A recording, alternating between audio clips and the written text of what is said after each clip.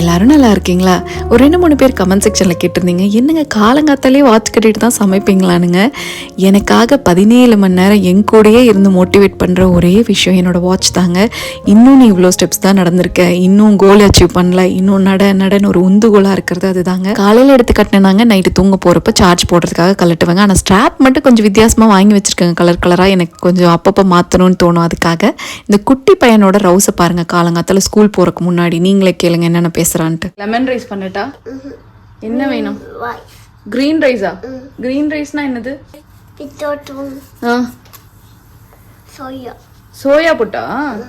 ஓ, கொத்தமல்லி சாப்பாடா? சரி, ஓகே. தனியா இருந்துப்பியா? பயம் இல்லையா?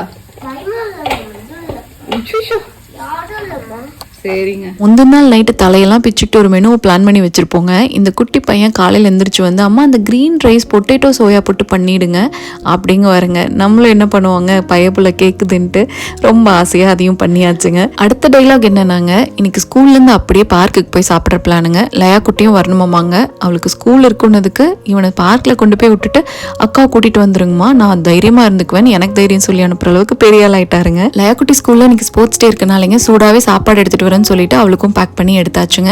இது பார்த்தீங்கன்னா முந்தின நாள் மிச்ச சாப்பாடுல புளி தவட்டி வச்சிருந்தாங்க. அதில் நிறைய பூண்டு, வெங்காயம், அப்புறம் கடைசியாக கொஞ்சம் இட்லி பொடியும் தூவியாச்சுங்க. எதுக்குன்னா அந்த கரெக்ட் முறை டச்சுக்காக தாங்க. எவ்வளோதான் ஃப்ரெஷ்ஷாக புளிக்காய்ச்சல் பண்ணி உடனே சாப்பாடுல பரட்டி சாப்பிட்டாலுங்க, இந்த முந்தின நாள் மிச்ச சாப்பாடுல புளி தவட்டி வச்சு அதை தாளிச்சு சாப்பிட்ற ருசியே ருசி தாங்க. எவ்வளோ பேத்துக்கு அது பிடிக்கும் கமெண்ட் செக்ஷன்ல சொல்லுங்க. ரொம்ப நாளுக்கு அப்புறம் வெயிலோடு இன்னைக்கு டே ரொம்ப சூப்பராக போச்சுங்க. தேங்க்ஸ் ஃபார் வாட்சிங்.